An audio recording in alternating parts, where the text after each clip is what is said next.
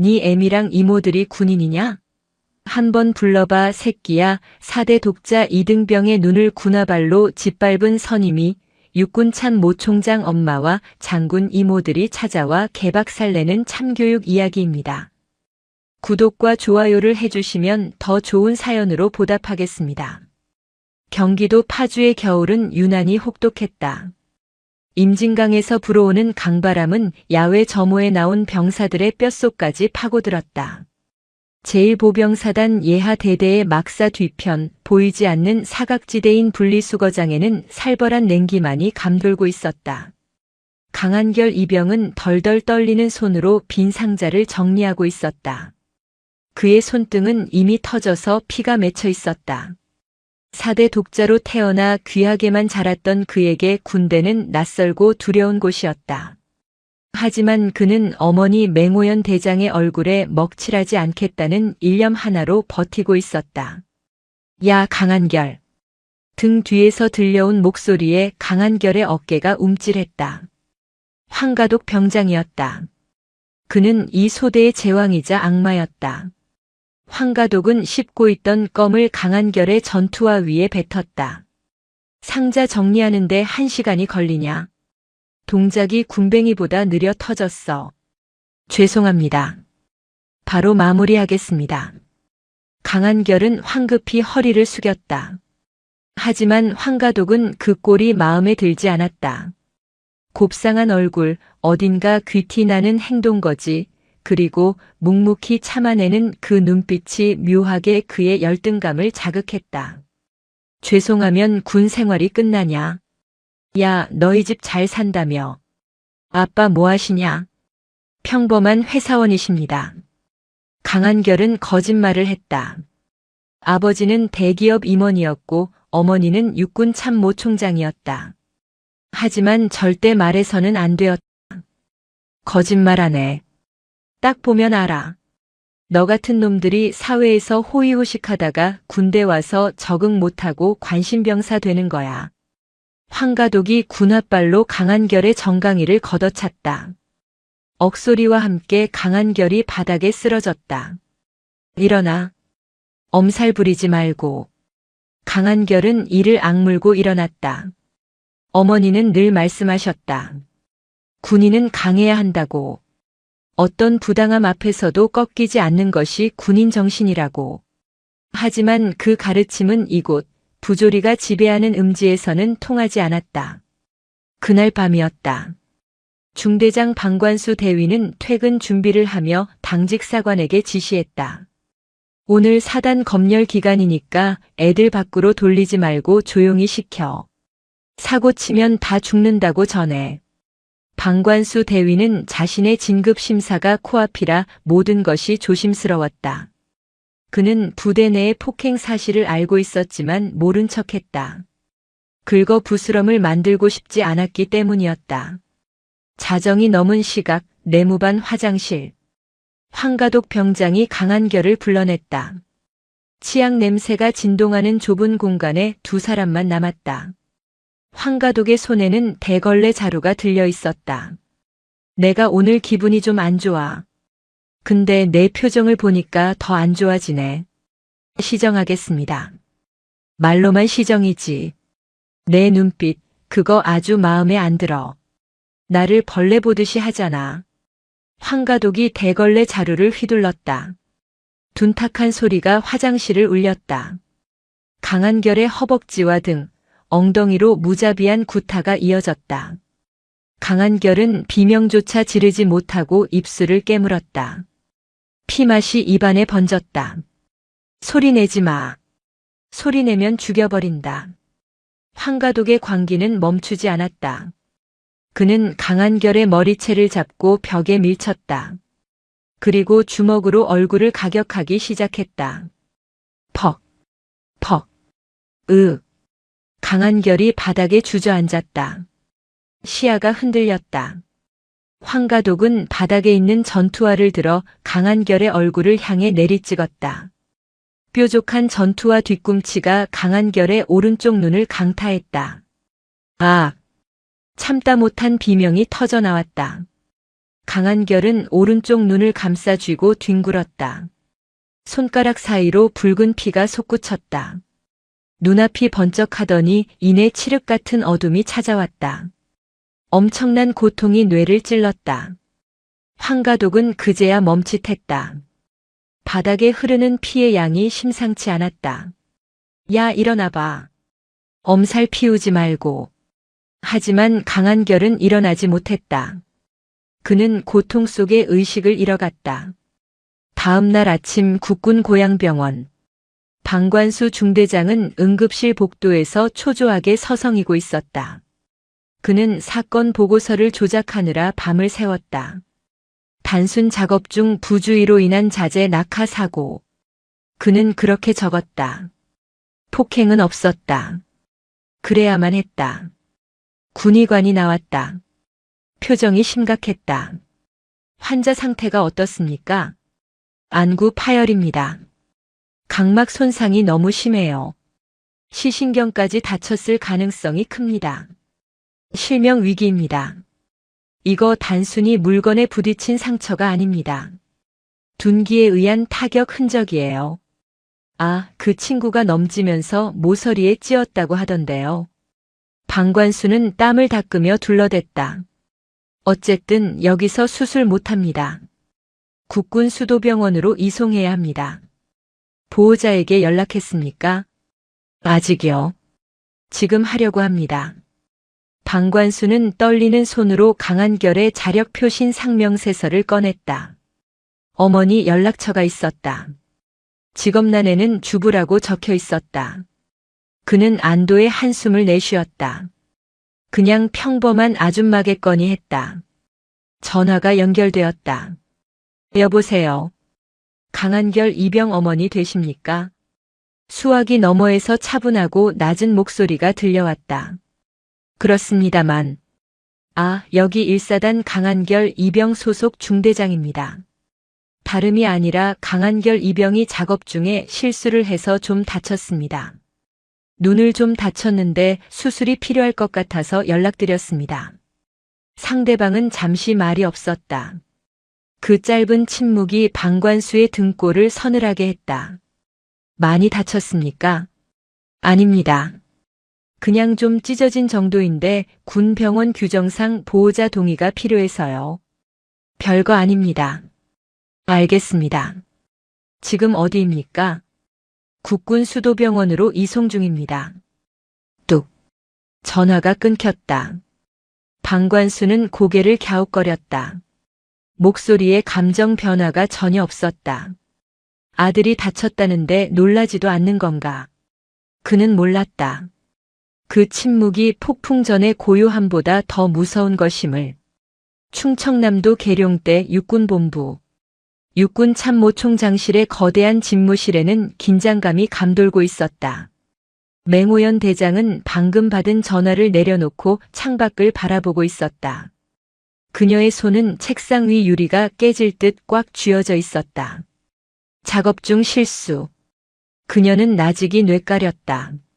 40년 군 생활을 한 그녀의 직감은 경고음을 울리고 있었다. 내 아들은 덤벙대지 않는다. 누구보다 신중하고 조심성 많은 아이가 작업 중에 눈이 터지도록 다쳤다. 그것도 부주의로. 이것은 거짓이다. 맹호연은 인터폰을 눌렀다. 비서실장. 헬기 대기시켜. 목적지는 성남 국군 수도병원이다. 총장님 30분 뒤에 국방장관님 주재 회의가 있습니다. 취소해. 아니, 불참한다고 전해. 내 새끼 눈이 멀게 생겼는데 장관이고 나발이고가 무슨 소용이야. 그녀의 목소리에서 짐승의 으르렁거림 같은 살기가 느껴졌다. 비서실장은 더 이상 토를 달지 못했다. 맹호연은 즉시 단축번호 1번, 2번, 3번을 차례로 눌렀다. 첫 번째 통화. 수도방위사령부. 언니 무슨 일이야? 맹소의 중장의 목소리였다. 한결이가 다쳤다. 1사단이다. 수도병원으로 간다. 너도 와라. 지금 바로 출발해. 두 번째 통화. 국군정보사령부. 큰언니. 맹주의 소장의 목소리는 나른했지만 내용을 듣자마자 날카롭게 변했다. 누구 짓이야? 북한 놈들이야. 아니, 내부의 적이다. 내 정보력 좀 써야겠다. 알았어. 내 밑에 있는 블랙 요원들 다 풀게. 1사단 그놈들 뼛속까지 털어줄게. 세 번째 통화. 육군수사단. 충성. 육군수사단장입니다. 막내 맹지의 준장이었다. 지희야. 수사관 챙겨. 단순 사고로 위장된 것 같다. 냄새가 나. 감히 우리 조카를 건드려 놓고 조작질을 해. 내가 가서 그놈들 가죽을 벗겨놓을게. 대한민국 육군을 움직이는 4명의 여장군, 일명 맹자매가 동시에 움직이기 시작했다. 그들의 이동 경로는 그대로 군의 비상 상황이 되었다. 국군 수도병원 응급실 앞. 방관수 대위는 커피를 마시며 시간을 때우고 있었다. 강한결은 수술실로 들어간 상태였다. 그때 병원 입구가 소란스러워졌다. 충성, 충성. 복도에 있던 병사들과 간호장교들이 일제히 벽에 붙어 경례를 했다.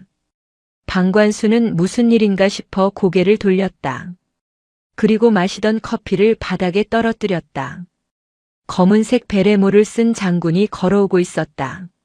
어깨에는 별이 3개. 수도방위 사령관 맹소의 중장이었다. 그녀의 뒤로 정예 헌병들이 따라붙고 있었다. 수방사령관님이 여길 왜? 놀람은 거기서 끝나지 않았다. 반대편 복도에서 선글라스를 낀 여군 장군이 나타났다. 별 2개. 정보사령관 맹주의 소장이었다. 그녀의 주위에는 살벌한 기운을 풍기는 사복 차림의 요원들이 있었다. 그리고 수술실 통제구역 문이 열리며 육군수사단장 맹지의 준장이 걸어 나왔다. 3명의 장군이 한자리에 모였다. 방관수는 다리가 후들거려 서 있을 수가 없었다. 이건 꿈일 것이다. 그때였다. 병원 옥상에서 헬기 착륙 소리가 들리더니 엘리베이터 문이 열렸다. 4개의 별. 대한민국 육군 서열 1위. 육군 참모총장 맹오연 대장이 모습을 드러냈다. 병원의 공기가 순간 멈췄다. 병원장이 버선발로 뛰어나왔다. 총장님, 방문하신다는 연락을 못 받았습니다. 맹오연은 병원장을 지나쳐 수술실 앞으로 직진했다. 그리고 동생들을 둘러보았다. 상황은 막내 맹지희가 보고했다. 안구 파열, 안화 골절. 전치 12주 이상입니다. 담당 군의관 말로는 군화 같은 딱딱한 물체에 짓밟힌 상처라고 합니다. 명백한 구타입니다. 맹오연의 눈썹이 꿈틀거렸다. 그녀는 천천히 고개를 돌려 구석에 쭈그리고 있는 방관수 대위를 바라보았다. 내가 중대장인가? 방관수는 심장이 멈추는 것 같았다. 그는 엉겁결에 무릎을 꿇었다. 충성. 대위 방관수입니다. 내 아들이 작업하다 다쳤다고 했지. 실수라고 했지. 맹오연이 한 걸음 다가갔다. 아들.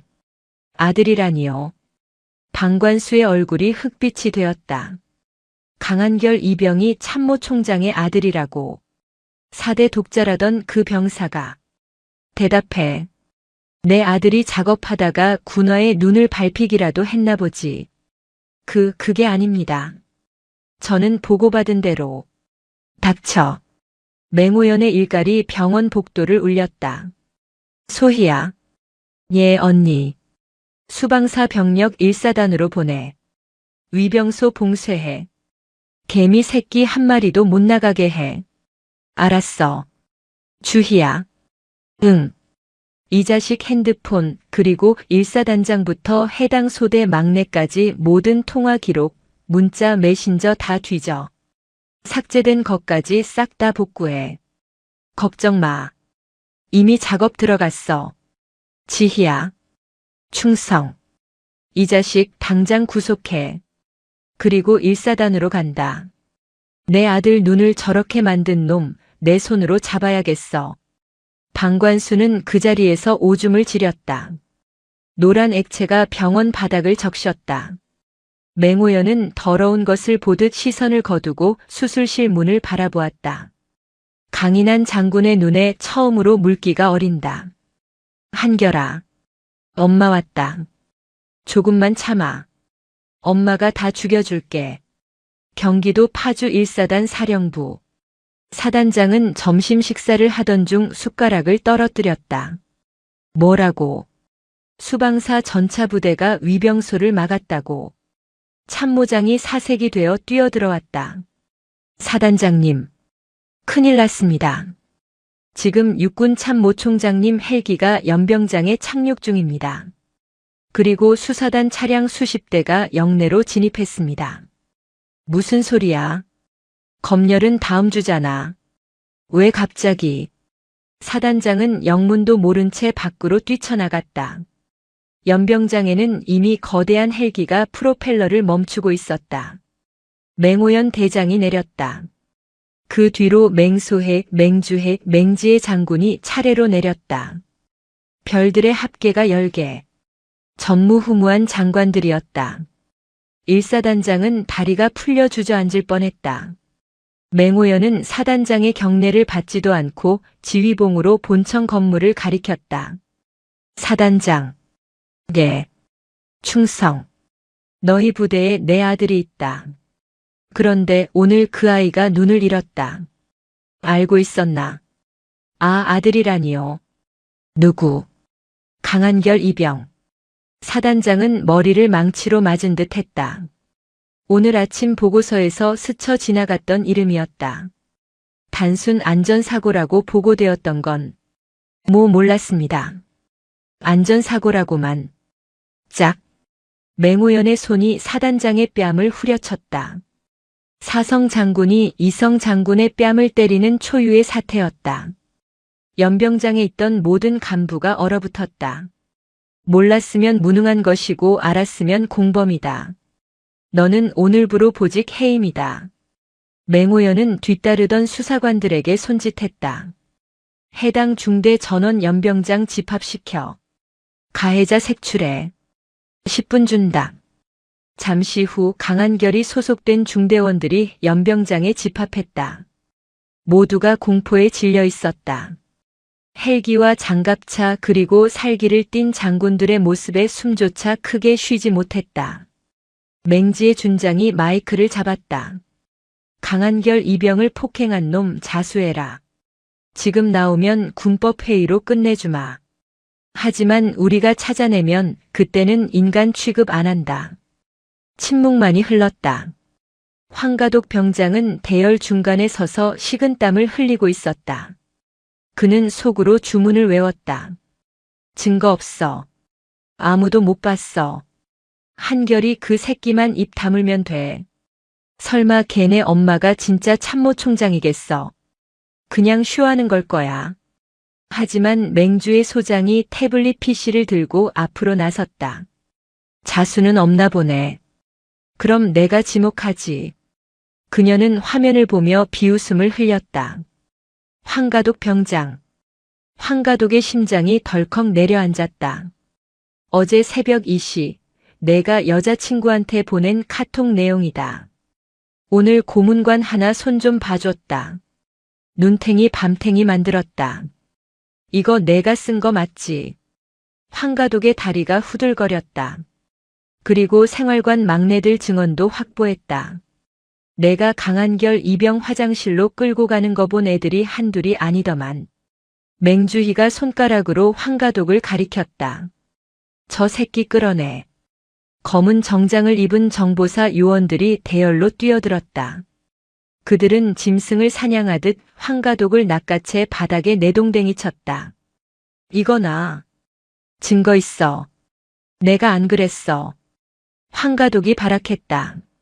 맹호연 대장이 천천히 황가독 앞으로 걸어갔다.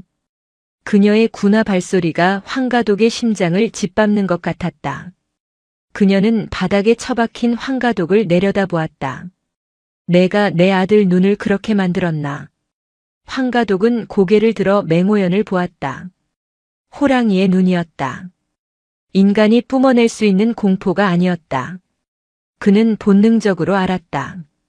자신은 건드려선 안 될 존재를 건드렸다는 것을. 자, 잘못했습니다. 살려주십시오. 살려달라고. 내 아들도 그렇게 빌었겠지. 아프다고 하지 말라고. 맹호연은 옆에 있던 헌병의 곤봉을 빼앗아 들었다. 군법은 나중에 따지자. 나는 오늘 군인이 아니라 어미로서 널 심판하겠다. 언니 참아. 보는 눈이 많아. 맹소희가 말렸지만 맹호연은 멈추지 않았다. 보라고 해. 대한민국 모든 군인이 보라고 해. 내 새끼 건드리면 참모총장이든 뭐든 다 집어치우고 지옥 끝까지 쫓아가서 죽여버린다는 걸 똑똑히 보라고 해. 퍼. 맹호연의 곤봉이 황가독의 허벅지를 내리쳤다. 비명이 연병장을 갈랐다. 이건 내가 때린 내 아들의 다리 몫이다. 퍼. 이건 내가 짓밟은 내 아들의 자존심 몫이다. 연병장은 공포의 도가니였다. 참모총장의 직접적인 응징. 그것은 법보다 무서운 혈육의 분노였다. 황가독은 고통과 공포에 질려 기절해버렸다. 맹호연은 곤봉을 던져버리고 거친 숨을 몰아쉬었다. 그녀는 뒤돌아 사단 참모들을 노려보았다. 이 부대는 썩었다. 중대장부터 분대장까지 방조한 놈들 전원 영창 쳐넣어. 그리고 사단 전체 훈련 중지하고 정신교육 실시해. 내가 직접 감독한다. 그녀는 다시 헬기로 향했다. 수도병원으로 돌아간다. 한결이 깨어날 때까지 옆에 있을 거다. 헬기가 다시 하늘로 떠올랐다. 파주의 하늘 아래 악인들은 심판대에 올랐고 정의의 칼날은 이제 막 춤을 추기 시작했다. 1사단 헌병대 지하 취조실. 지상의 소음이 완전히 차단된 그곳은 냉기만이 감돌았다. 평소라면 헌병들이 위압적인 자세로 피의자를 신문했겠지만 오늘은 상황이 달랐다. 헌병 대장조차 취조실 밖에서 안절부절 못하며 서성이고 있었다. 취조실 안 방관수 대위는 철제 의자에 묶인 채 떨고 있었다. 그의 앞에는 육군수사단장 맹지의 준장이 팔짱을 낀 채 앉아 있었다. 그녀의 눈빛은 먹잇감을 앞에 둔 살무사처럼 차갑고 집요했다. 방관수 대위. 맹지희가 침묵을 깨고 입을 열었다. 네, 단장님. 저는 정말 몰랐습니다. 아이들끼리 장난치는 줄 알았습니다. 방관수는 앵무새처럼 같은 말을 반복했다. 맹지희는 입꼬리를 살짝 올렸다. 비웃음이었다. 장난이라. 그래, 100번 양보해서 폭행은 몰랐다고 치자. 그럼 이건 뭘까? 그때 취조실 문이 열리고 국군정보사령관 맹주의 소장이 들어왔다. 그녀의 손에는 두툼한 파일철이 들려 있었다. 그녀는 파일철을 방관수의 면전에 던졌다. 종이들이 흩날리며 바닥에 떨어졌다. 은행 거래 내역서였다. 내가 몰랐던 게 폭행뿐일까? 아니면 내 차명 계좌로 들어온 이 돈들의 출처도 몰랐다고 할 건가? 맹주희가 방관수의 머리채를 잡아 젖히며 귓가에 속삭였다. 황가독 병장 아버지. 불법 도박 사이트 운영자지. 그 돈으로 내가 도박 빚 갚은 거 우리가 모를 줄 알았나. 방관수의 동공이 지진이라도 난 듯 흔들렸다. 그걸 어떻게 해? 정보사를 물러보나 보네. 대한민국에서 숨소리 빼고는 다 찾아내는 게 우리야. 내 놈은 황가독이 소대 내에서 왕 노릇하는 걸 묵인해주는 대가로 매달 300만 원씩 받아 처먹었어. 그 대가로 황가독은 휴가를 마음대로 나갔고 내 놈은 진급 평정을 잘 받았지. 이게 군대냐 조폭이지. 맹주희의 소나기 힘이 강해졌다. 으악. 아픕니다. 내 조카는 눈이 터졌어. 너는 고작 머리카락 당겨지는 게 아프냐. 맹지희가 자리에서 일어나 방관수의 멱살을 잡았다. 너는 단순 직무유기가 아니야. 뇌물수수, 범인 은닉, 증거인멸, 그리고 특수상해 방조. 군복 벗는 걸로 안 끝나. 평생 감방에서 썩게 해주마. 내가 받은 그 더러운 돈, 변호사 선임비로 다 써도 부족할 거다. 옆방 취조실에서는 황가독이 미쳐가고 있었다. 아무도 들어오지 않았다. 불도 켜주지 않은 암흑 속에서 그는 자신의 거친 숨소리만 듣고 있었다. 공포는 상상력을 자극했다. 자신이 저지른 짓들이 주마등처럼 스쳐 지나갔다. 살려줘. 제발. 그때 스피커에서 맹호연 대장의 목소리가 흘러나왔다. 녹음된 것이 아니었다. 실시간으로 방송되는 지옥에서 온 선고였다. 황가독. 거기서 내가 지은 죄를 하나하나 복기해라. 내 아들이 느꼈던 어둠과 공포를 아주 조금이라도 맛봐라. 나는 널 법정에 세우기 전까지 절대 꺼내주지 않을 것이다. 황가독은 바닥을 긁으며 오열했다. 하지만 그 울음소리는 방음벽에 막혀 밖으로 새어나오지 못했다. 같은 시각 1사단 수색대대 막사. 지상작전 사령부 감찰팀이 들이닥쳤다. 맹소의 중장의 지시로 시작된 대대적인 감찰이었다. 관물대, 행정반 컴퓨터, 병사들의 마음의 편지함까지 모조리 압수되었다. 먼지 하나라도 나오면 다 보고해. 이 부대 간부들 옷벗을 각오해라. 감찰관들의 서슬 퍼런 조사의 부대는 초토화되었다. 숨겨져 있던 부조리들이 고구마 줄기처럼 엮여나왔다. 간부들의 상납 비리, 병사 간의 가혹행위, 보급품 횡령. 1사단은 대한민국 최전방의 수호자가 아니었다. 썩어 문드러진 고름 덩어리였다. 맹자매의 칼날은 그 고름을 터뜨리고 있었다. 성남 국군 수도병원 VIP 병동. 수술실 앞에 수술 중 램프가 꺼졌다. 6시간에 걸친 대수술이었다. 맹호연 대장은 벤치에 앉아 고개를 숙이고 있었다. 천하를 호령하는 육군 참모 총장의 어깨가 작게 떨리고 있었다. 문이 열리고 집도의가 나왔다. 국내 최고의 안과 권위자였지만 맹호연 앞에서는 잔뜩 긴장한 표정이었다. 총장님. 맹호연이 벌떡 일어났다. 어떻게 됐나? 최선을 다했습니다만. 집도의는 차마 말을 잇지 못하고 고개를 떨구었다. 맹호연의 심장이 덜컥 내려앉았다. 안구 파열이 너무 심각했습니다. 안구 적출은 피했지만 시신경이 완전히 끊어졌습니다. 오른쪽 눈의 시력은 회복 불가능합니다. 영구 실명입니다. 병동 복도에 정적이 흘렀다. 뒤따라온 맹소해, 맹주해, 맹지희도 입을 다물었다. 하. 맹호연은 깊은 탄식을 내뱉으며 벽을 짚었다. 다리에 힘이 풀렸다. 내 아들 그림 그리기를 좋아해서 미대 진학을 꿈꾸던 그 맑은 눈을 가진 아이가 이제 평생 한쪽 눈으로만 세상을 봐야 한다니. 미안합니다. 총장님. 정말 면목 없습니다. 집도의가 90도로 고개를 숙였다. 맹호연은 떨리는 손으로 의사의 어깨를 잡았다. 아니네.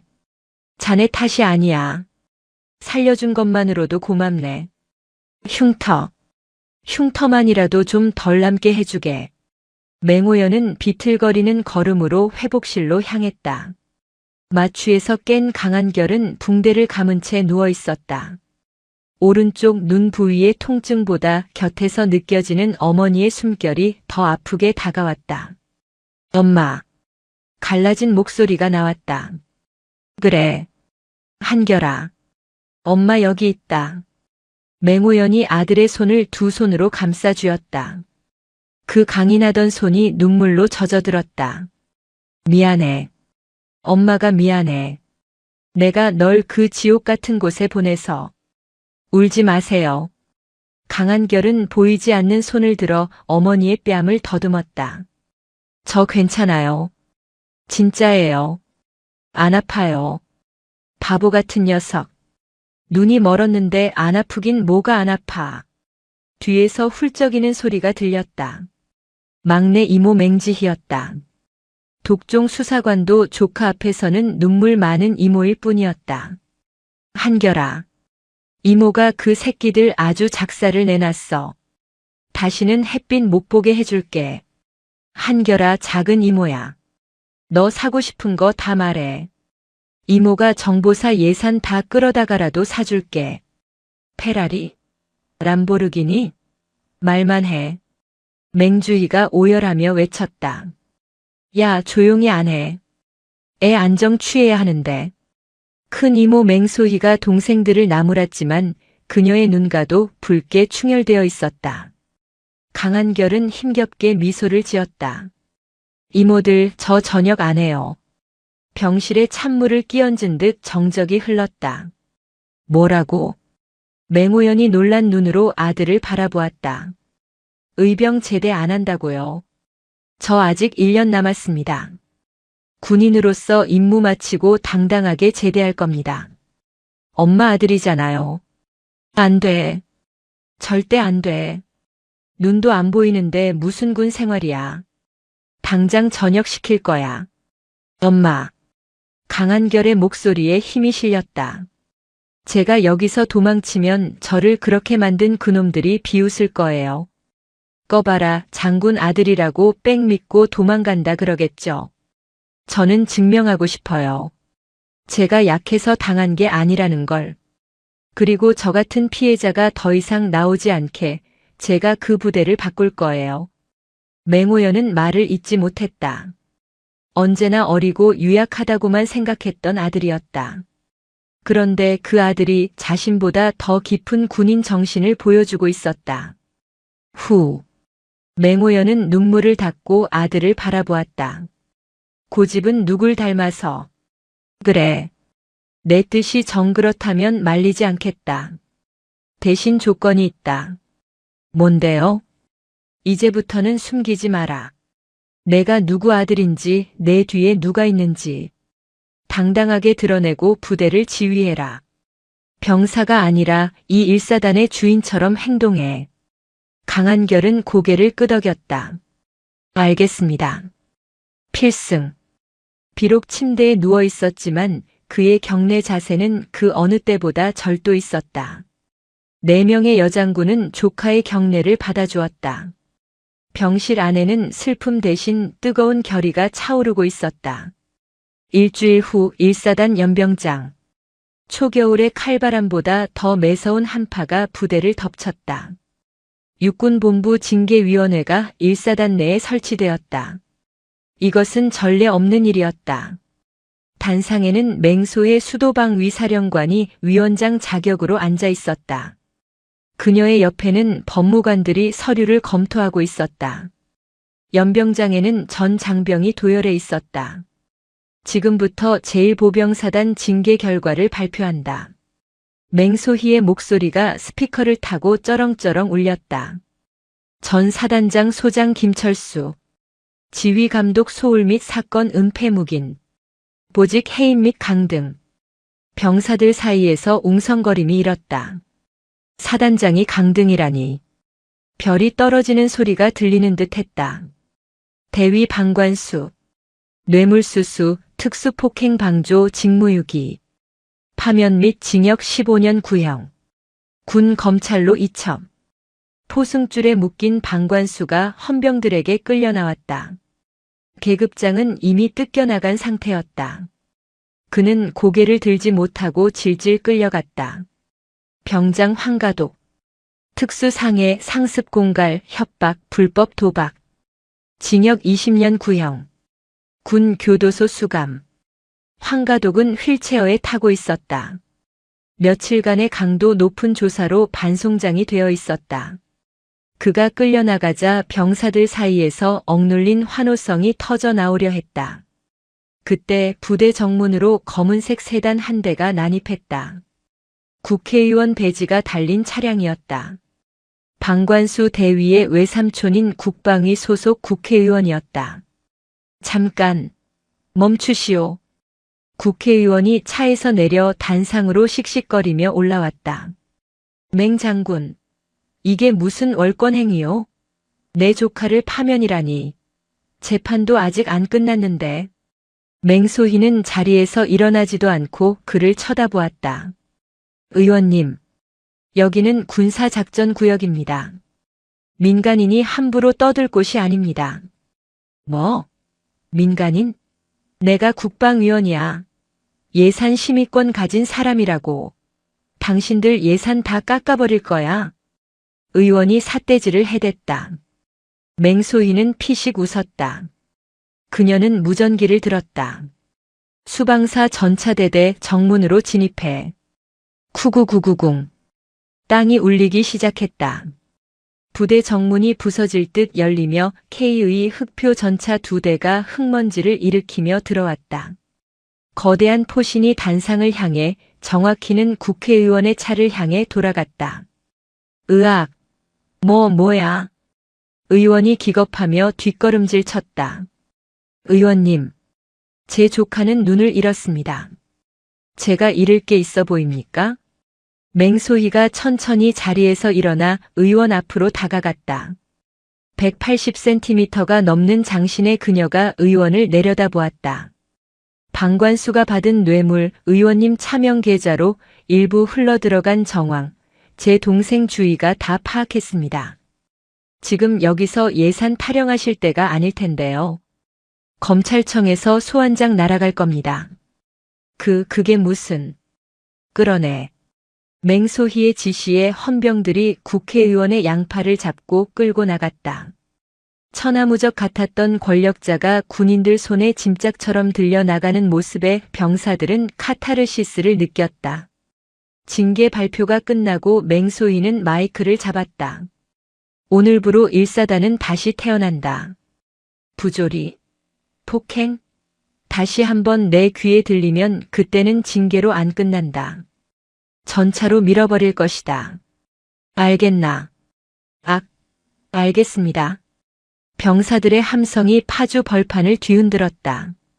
그것은 단순한 대답이 아니었다. 오랜 억압에서 풀려난 해방의 외침이었다. 한편 병원에서는 강한결이 퇴원 준비를 하고 있었다. 검은 안대를 쓴 그의 모습은 이전의 유약한 이병이 아니었다. 그는 거울 속에 비친 자신의 외눈을 바라보았다. 이제 울지 않는다. 나는 강해져야 한다. 맹호연 대장이 병실로 들어왔다. 그녀의 손에는 새로운 전투복이 들려 있었다. 어머니가 직접 다림질한 칼주름이 잡힌 어급 전투복이었다. 입어라. 복귀해야지. 강한결은 어머니가 건넨 전투복을 입었다. 왼쪽 가슴에 달린 강한결이라는 명찰이 빛났다. 엄마, 다녀오겠습니다. 그래. 가서 보여줘라. 내가 누구 아들인지. 맹호연은 아들을 안아주었다. 그리고 귓가에 속삭였다. 힘들면 뒤를 봐라. 엄마와 이모들이 언제나 너를 지키고 있을 테니까. 강한결은 씩씩하게 병원을 나섰다. 병원 밖에는 맹소혜, 맹주혜, 맹지의 세 이모가 각자의 관용차 앞에 서서 조카를 기다리고 있었다. 가자, 우리 조카. 이모들이 부대까지 에스코트해 줄게. 검은색 세단 4대와 헌병 오토바이들의 호위를 받으며 외눈의 이병 강한결은 다시 전장으로 향했다. 지옥 같았던 1사단, 이제는 그가 주인이 되어 바꿀 그곳으로. 경기도 파주 1사단 신병교육대 사격장. 탕, 탕, 탕. 총성이 고막을 때렸지만 표적지는 깨끗했다. 탄착구는커녕 표적지 외곽조차 마치지 못한 총알들이 흙먼지만 일으켰다. 사격 중지. 통제관의 목소리에 강한결 일병 진급은 입술을 깨물며 소총을 내려놓았다. 검은 안대를 쓴 왼쪽 눈이 욱신거렸다. 오른쪽 눈 하나로 조준을 하려니 원근감이 사라져 표적지가 춤을 추듯 흔들려 보였다. 강일병. 무리하지 마라. 너는 열외해도 된다고 하지 않았나. 새로 부임한 중대장 박정석 대위가 조심스럽게 다가왔다.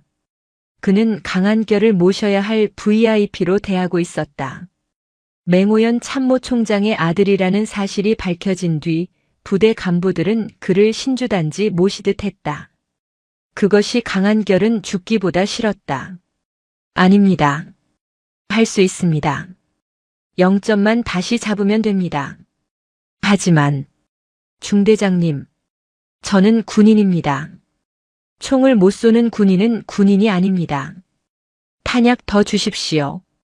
강한결의 눈빛은 형형하게 빛나고 있었다. 박 대위는 그 기세에 눌려 탄약통을 내주었다. 그날 밤 강한결은 모두가 잠든 시각에 몰래 연병장 한 구석에서 PRI 사격술 예비 훈련을 하고 있었다. 바둑알을 총열 위에 올려놓고 격발 연습을 했다. 떨어지면 다시 올리고 또 올렸다. 오른쪽 눈이 뻑뻑해져 눈물이 흘러도 멈추지 않았다. 한쪽 눈이 없으면 남은 눈을 2배로 뜨면 된다. 아니, 온몸의 감각을 눈으로 만들면 된다. 그는 어머니의 말을 되새겼다. 맹오연 대장은 아들이 복귀할 때 안아주지 않았다. 그저 낡은 야전 교범 하나를 주머니에 찔러주었을 뿐이다. 그 책의 첫 장에는 이렇게 적혀 있었다. 핑계 대지 마라. 적은 내 사정을 봐주지 않는다. 일주일 뒤 기록 사격날. 사단장이 직접 참관을 왔다. 강한결의 사로 주변에는 긴장감이 감돌았다. 병사들이 수군거렸다. 야, 외눈박이가 쏠 수 있겠냐? 백으로 들어왔는데 사격은 못하겠지. 총장 아들이라며. 못 맞춰도 만발 처리해주는 거 아니야? 비아냥거리는 소리가 강한결의 귀에 꽂혔다. 그는 심호흡을 했다. 왼쪽 눈의 어둠을 받아들이고 오른쪽 눈의 초점을 극한으로 좁혔다. 바람 소리가 들렸다. 심장 박동 소리가 방아쇠를 당기는 손가락 끝에 전달되었다. 타앙. 첫발이 표적지 정중앙을 꿰뚫었다. 타앙. 탕. 타타탕. 연달아 불을 뿜는 총구. 20발의 사격이 끝났다. 표적지가 레일을 타고 앞으로 다가왔다. 와! 통제관이 탄성을 질렀다. 20발 전탄명 중. 그것도 전부 가슴 정중앙 심장 부위에 탄착군이 형성되어 있었다. 100원짜리 동전 하나로 가려질 만큼 정교한 사격이었다. 사단장이 박수를 쳤다. 대단하다. 정말 대단해. 호랑이 새끼는 고양이 소리를 내지 않는다더니. 강한결은 뜨거워진 총열을 식히며 하늘을 올려다보았다. 이제 아무도 그를 불구자나 낙하산이라 부르지 못할 것이다. 그는 실력으로 자신의 자리를 증명했다. 그날 저녁 강한결은 공중전화 부스로 향했다. 수화기를 들고 익숙한 번호를 눌렀다. 접니다, 이모. 우리 한결이. 무슨 일이야? 누가 또 괴롭혀? 수도방위 사령관 맹소의 중장의 다급한 목소리였다. 아닙니다. 부탁이 하나 있습니다. 말만 해. 탱크 보내줄까? 아니요. 수방사 특수임무대 SDT 교관님들 훈련 프로그램 좀 보내주십시오. 사격 말고 근접 격투술 CQC 배우고 싶습니다. 눈이 안 보여도 적을 제압할 수 있는 기술이요. 전화기 너머에서 잠시 침묵이 흘렀다. 이내 맹소희의 웃음소리가 들려왔다. 독하네, 독해. 알았다. 내일 아침 내 관물대에 교본이랑 영상 자료가 들어있을 거야. 우리 조카 이제 진짜 군인 다 됐네.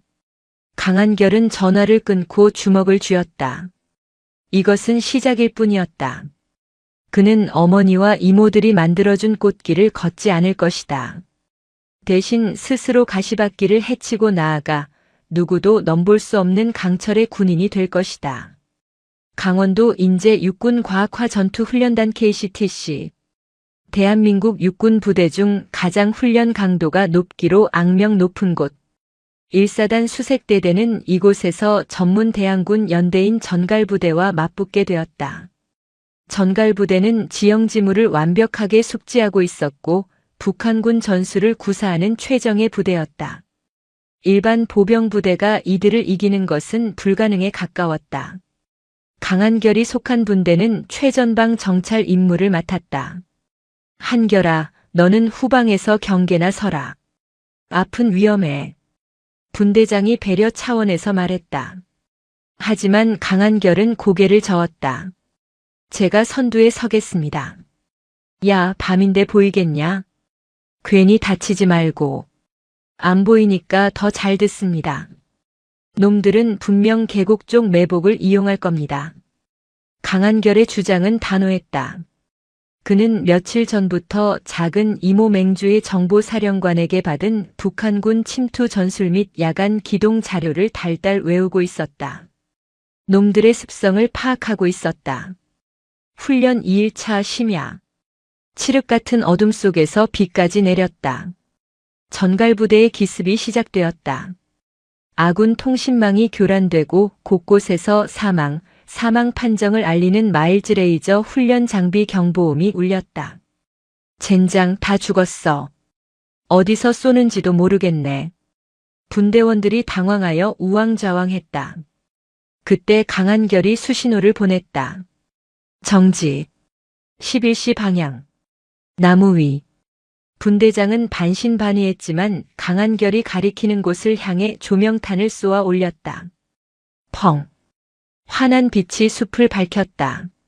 놀랍게도 나무 위에 위장크림을 바른 전갈부대 저격수가 숨어 있었다. 쏴라. 두두두두. 분대원들의 일제 사격에 저격수가 사망 판정을 받았다. 와, 대박. 한결아, 저걸 어떻게 알았냐? 나무까지 흔들리는 소리가 달랐습니다. 빗소리랑 섞여 있었지만 인위적인 리듬이었습니다. 강한결은 귀를 툭툭 쳤다. 시력을 잃은 대가로 얻은 초인적인 청각이었다. 하지만 위기는 계속되었다. 전갈부대의 주력 병력이 포위망을 좁혀오고 있었다. 중대장은 전사했고 지휘 체계가 무너졌다. 그때 강한결의 머릿속에 번뜩이는 아이디어가 스쳤다. 역정보를 흘려야 합니다. 그는 노획한 적군의 무전기를 집어들었다. 그리고 완벽한 북한 사투리로 무전을 쳤다. 동무들, 여기는 3조다. 적주력이 600고지로 도주 중이다. 포위망을 그쪽으로 집중하라. 강한결은 어릴 적부터 연극을 좋아해 성대모사에 능했다. 게다가 정보사 자료를 통해 북한군 용어를 완벽히 습득하고 있었다. 알았다.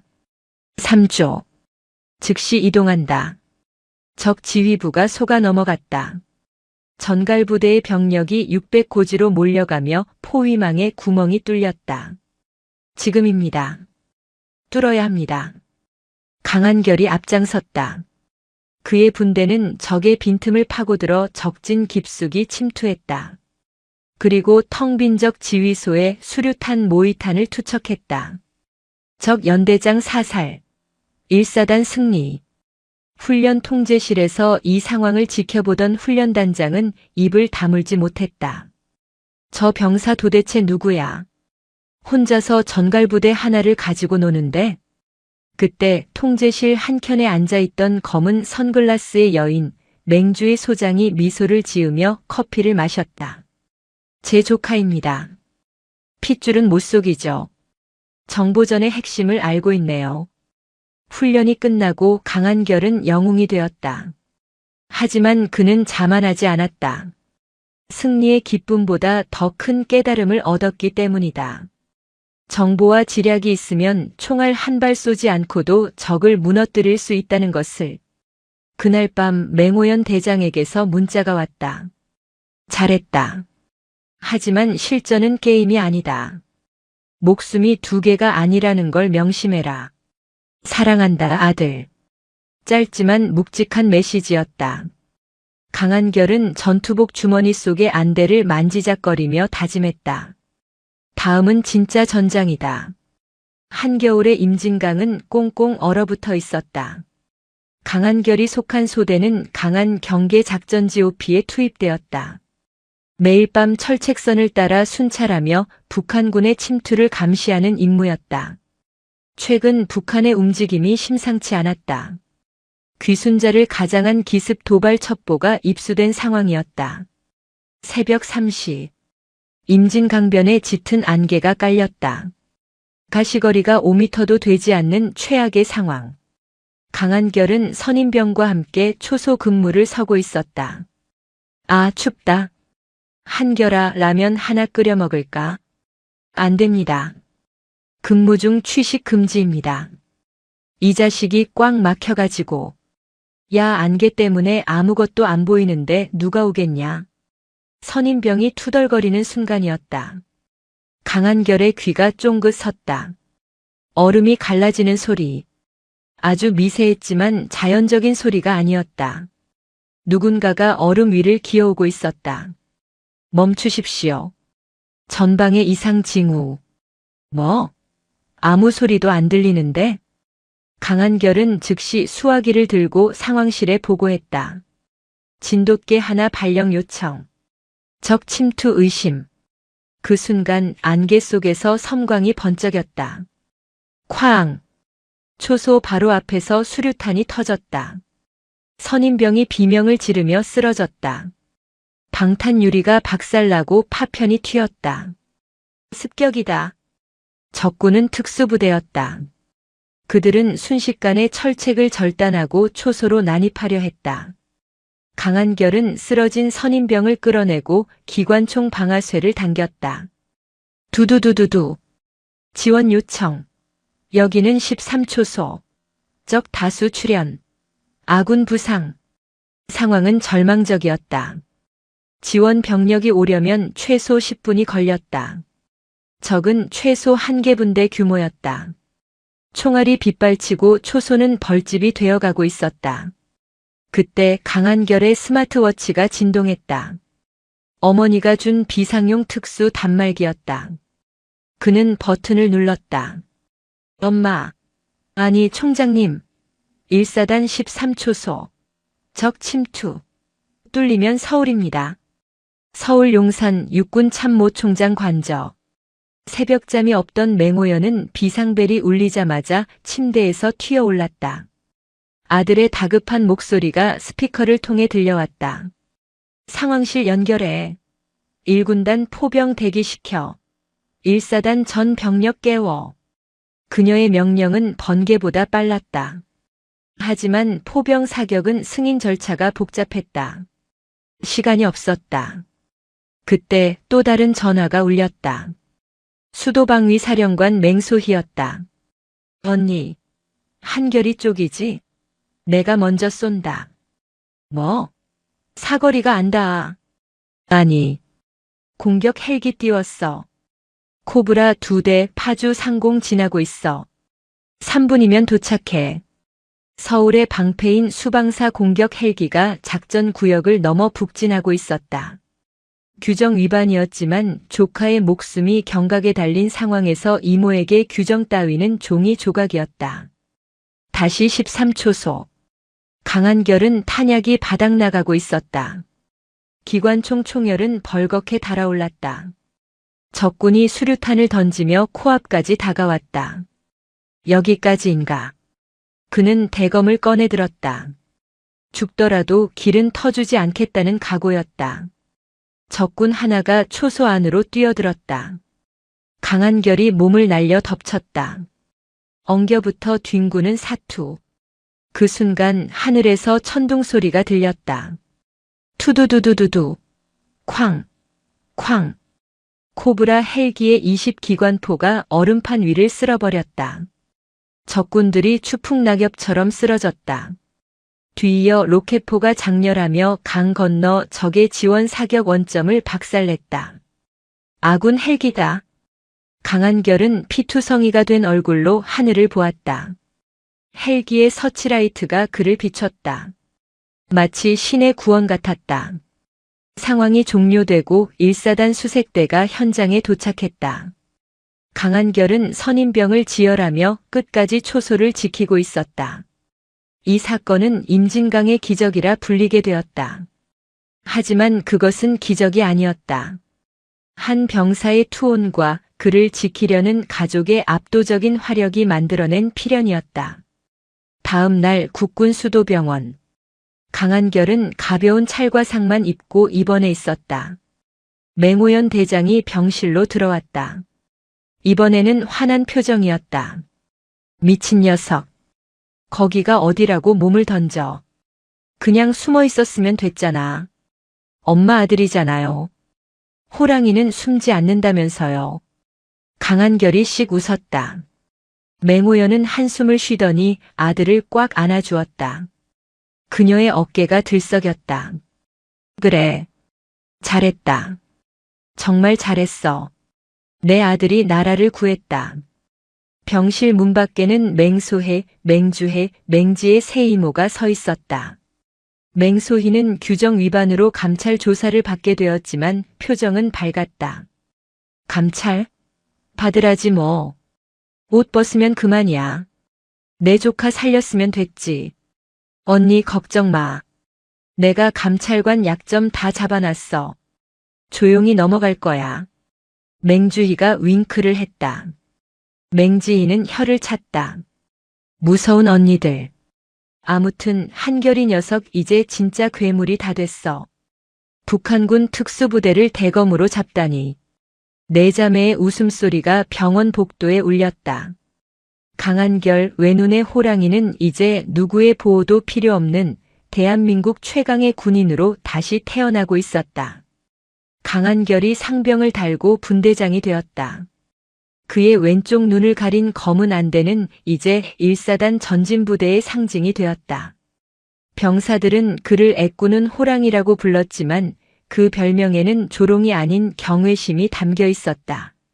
하지만 평화는 오래가지 않았다. 신병이 들어왔다. 이름은 오세진. 아버지가 국회 국방위원회 여당 간사인 거물급 국회의원이었다. 오세진은 입대 첫날부터 삐딱했다. 훈련소에서부터 우리 아빠가 누군지 아느냐며 조교들을 협박했다는 소문이 파다했다. 이병 오세진. 내무반 신고식 때도 그의 눈빛은 거만했다. 그는 강한결의 안대를 보고 픽 웃었다. 뭐야? 분대장이 병신이네. 그 속마음이 강한결의 귀에는 들리는 듯했다. 다음 날 아침 점호. 오세진은 환자라고 주장하며 연병장 집합을 거부했다. 의무대 진료 기록도 없었다. 오세진 이병. 나와라. 꾀병은 통하지 않는다. 강한결이 생활관 문을 열고 말했다. 오세진은 모포를 뒤집어 쓴 채 대꾸했다. 아, 허리가 아프다고요. 우리 아빠한테 전화해서 민원 넣기 전에 나가시죠. 순간 생활관의 공기가 얼어붙었다. 선임병들이 기겁했다. 감히 애꾸는 호랑이에게 그리고 그 뒤에 있는 어마어마한 배경을 모르는 하룻강아지가 덤빈 것이다. 강한결은 조용히 다가갔다. 그리고 모포를 확 걷어냈다. 일어나. 아씨. 건드리지 말라고 했대. 오세진이 벌떡 일어나며 강한결의 멱살을 잡으려 했다. 하지만 그의 손은 강한결의 옷깃에 닿기도 전에 제압당했다. 강한결은 한 손으로 오세진의 팔을 꺾어 침상에 눌러버렸다. 아파요. 이거 폭행이야. 우리 아빠한테 다 이를 거야. 일러라. 지금 당장 일러라. 강한결이 낮게 으르렁거렸다. 내 아버지가 국회의원이라고 했나? 그래, 대단하시지. 하지만 여기는 군대다. 내 아버지가 여기 와서 총을 대신 쏴주나? 내 아버지가 전쟁 나면 대신 죽어주나? 강한결은 오세진의 귀에 대고 속삭였다. 나는 내 어머니가 누구인지 단 한 번도 말한 적 없다. 내가 가진 배경으로 너를 누르면 너는 찍소리도 못하겠지만 나는 그렇게 하지 않는다. 왜냐하면 그건 군인이 할 짓이 아니니까. 강한결은 오세진을 풀어주었다. 완전 군장 싸라. 지금부터 단독 군장 구보다. 내가 나고하면 내가 내 군장까지 들고 뛴다. 대신 내가 완주하면 오늘 일과 열외시켜주마. 오세진은 오기로 군장을 쌌다. 병신 주제에 얼마나 뛰겠어라는 생각이었다. 하지만 그것은 오산이었다. 강한결은 지치지 않았다. 파주의 산악지형을 다람쥐처럼 뛰어다녔다. 5km가 넘어가자 오세진은 입에서 단내를 풍기며 쓰러졌다. 못 가요. 뱃째요. 강한결은 말없이 오세진의 군장을 들어 자신의 군장 위에 얹었다. 40kg이 넘는 무게였다. 그리고 오세진의 팔을 잡아 끌었다. 일어나. 전우는 버리지 않는다. 강한결은 두 사람 몫의 군장을 메고 묵묵히 뛰었다. 땀이 비오듯 쏟아져 안대를 적셨지만 그는 멈추지 않았다. 오세진은 그 거대한 등을 보며 충격을 받았다. 자신이 믿던 아버지의 권력이 저 땀방울 앞에서는 얼마나 초라한 것인지 깨달았다. 훈련이 끝나고 오세진은 강한결 앞에 무릎을 꿇었다. 죄송합니다. 제가 잘못했습니다. 강한결은 물통을 건넸다. 마셔라. 그리고 기억해라. 계급장은 아버지가 달아주는 게 아니라 내가 흘린 땀으로 다는 거다. 그날 저녁 맹호연 대장은 아들의 활약상을 보고받고 있었다. 그녀의 책상 위에는 오세진의 아버지인 오 의원의 민원 전화 내역이 올라와 있었다. 오 의원이라. 감히 내 아들이 있는 부대에 전화를 걸어? 맹호연은 비서실장을 불렀다. 국회 연락관한테 전해. 오 의원 지역구 예산심사 육군본부 차원에서 전면 재검토한다고. 그리고 아들 교육 똑바로 안 시키면 그 아들이 군대에서 어떻게 참군인으로 거듭나는지 실시간으로 중계해주겠다고 해. 다음 날 오 의원은 일사단장에게 전화해 싹싹 빌었다고 한다. 제발 우리 아들 좀 사람 만들어달라고. 강한결은 훌륭한 조교를 얻은 셈이었다. 강한결의 전역이 2달 앞으로 다가왔다. 그는 병장이 되었고 소대의 실질적인 리더였다.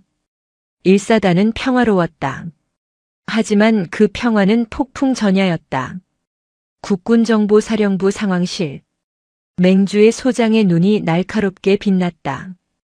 위성사진에 평양 인근의 움직임이 포착되었다. 북한군 서열 5위 안에 드는 핵심 인사가 숙청을 피해 탈북을 시도하고 있었다. 문제는 그가 가진 핵탄두 소형화 설계도였다. 북한 정찰총국은 그를 잡기 위해 최정의 암살조를 난파시켰다. 접선 장소가 어디야? 파주 1사단 섹터입니다. 오늘 밤입니다. 맹주희는 즉시 언니들에게 연락했다. 비상이야. 단순 귀순이 아니야. 북한 놈들이 작정하고 내려오고 있어. 한결인의 구역이야. 그 시각 강한결은 매복 작전 중이었다. 비무장 지대 DMZ 수풀 속에 숨어 전방을 주시하고 있었다. 부스럭. 소리가 났다. 고라니가 아니었다. 훈련된 인간의 발소리였다. 그것도 한두 명이 아니었다. 강한결은 야간 투시경을 내리고 수신호를 보냈다. 적 출현. 12시 방향. 5명. 북한군 암살조였다. 그들은 귀순자를 쫓고 있었다. 저 멀리서 한 남자가 필사적으로 철책을 향해 뛰어오고 있었다. 살려주시라요. 네, 여기 있소. 귀순자였다. 암살조가 소음기를 단총을 들어 올렸다. 사격 개시. 귀순자를 보호하라. 강한결이 소리치며 방아쇠를 당겼다. 타타타탕. 정적을 깨는 총성. 암살조 2명이 쓰러졌다. 하지만 나머지는 바위 뒤로 숨어 응사했다. 남조선 NI들. 비키라. 우리 목표는 저 반동 분자다. 북한군 조장이 소리쳤다. 그들의 화력은 막강했다. RPG-17 로켓포까지 들고 있었다. 쾅! 로켓탄이 매복 진지 옆을 강타했다. 강한결은 흙더미에 파묻혔다. 귀가 먹먹했다. 분대장님, 괜찮으십니까? 나는 괜찮다. 귀순자 확보해. 강한결은 흙을 털고 일어났다. 귀순자는 철책 앞에서 다리에 총을 맞고 쓰러져 있었다. 암살조가 그를 확인 사살하려 다가가고 있었다. 거리가 너무 멀었다. 사격으로는 늦었다. 강한결은 결단했다. 그는 차모를 뛰쳐나갔다. 어모해라. 그는 빗발치는 총탄을 뚫고 귀순자에게 달렸다. 왼쪽 눈의 사각지대에서 총알이 스쳐 지나갔다. 팔뚝에서 피가 튀었지만 고통을 느낄 새가 없었다. 강한결은 귀순자를 덮쳐 안고 굴렀다. 퍽. 둔탁한 충격이 등을 때렸다. 방탄조끼에 총알이 박혔다. 괜찮습니까? 고맙소. 내 주머니에 설계도가 있어. 귀순자는 피 묻은 USB를 건넸다. 강한결은 그것을 품에 넣었다. 하지만 그들은 포위되었다. 적의 지원 병력이 더 넘어오고 있었다. 절체절명의 위기. 그때 강한결의 인이어 이어폰에서 낯선 하지만 익숙한 목소리가 들렸다. 한결아, 고개 숙여. 이모가 청소 시작한다. 작은 이모 맹주희였다. 밤하늘 높은 곳에서 무인 공격기 드론과 소리 없이 활강하고 있었다. 피잉. 레이저 유도 미사일이 적의 머리 위로 꽂혔다. 쾅, 쾅, 쾅. 정밀 타격이었다. 암살조들이 흔적도 없이 사라졌다. 뒤이어 수방사 소속의 검은 헬기들이 저공 비행으로 나타나 레페를 내렸다.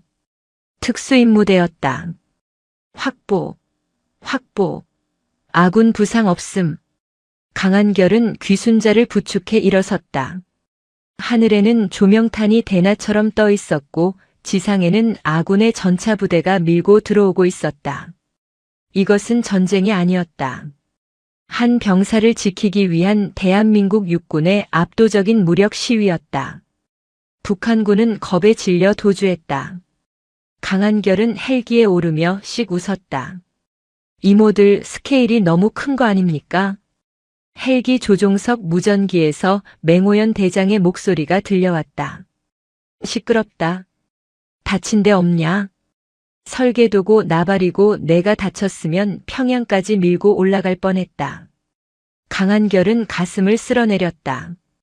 어머니의 사랑은 핵무기보다 무거웠다. 저녁식 날. 1사단 연병장은 축제 분위기였다. 하지만 강한결 병장의 저녁식은 뭔가 달랐다. 단상의 사단장이 아닌 별 4, 셋, 둘, 하나가 나란히 앉아 있었다. 맹자매가 총출동했다. 강한결은 어급 전투복을 입고 가슴에는 무공훈장을 달고 단상에 올랐다. 왼쪽 눈의 안대조차 영광스러운 훈장처럼 보였다. 신고합니다. 병장 강한결. 20XX년 X월 X1부로 전역을 명받았습니다. 맹호연 참모총장이 자리에서 일어났다. 그녀는 아들 앞에 섰다. 공식적인 자리였기에 어머니가 아닌 상관으로서 마주했다. 강한결 병장. 귀관은 군인으로서 보여줄 수 있는 최고의 용기와 헌신을 보여주었다. 내 아들이어서가 아니라 대한민국 군인으로서 존경을 표한다. 맹호연은 거수 경례를 올렸다. 사성 장군이 병장에게 먼저 하는 경례였다. 연병장의 모든 장병이 숨을 죽였다. 강한결의 눈시울이 붉어졌다. 그는 떨리는 손을 올려 답례했다. 충성.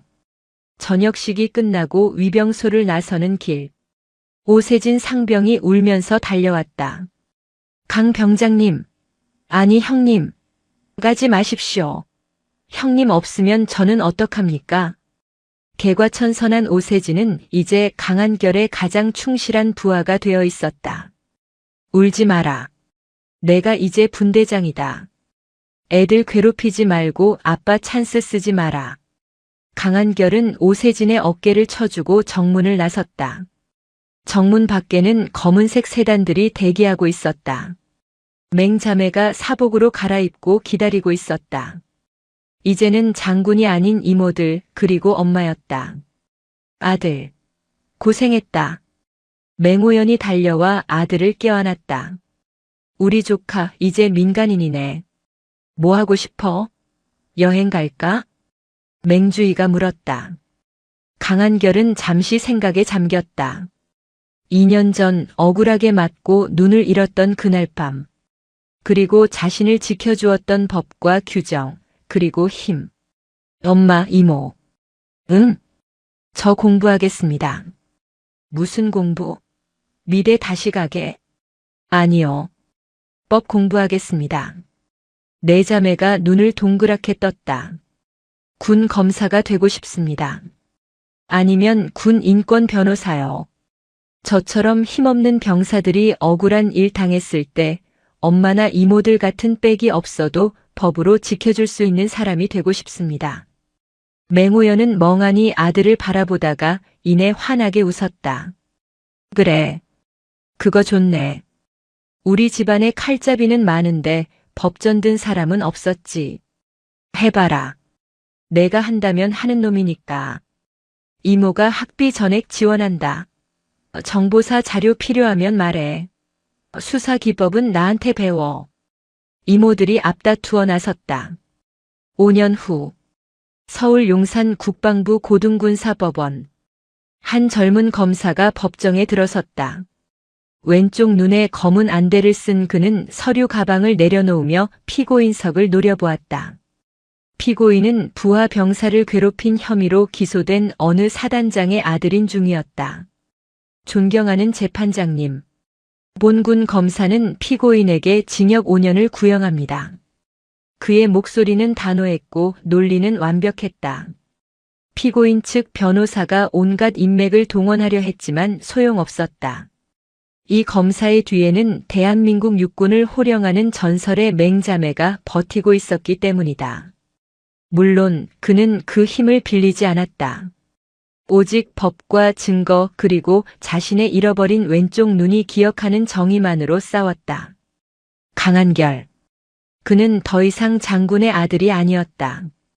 대한민국 국군 장병들의 수호자 외눈의 검사였다. 오늘도 인생지의 말씀을 잘 들어주셔서 감사합니다.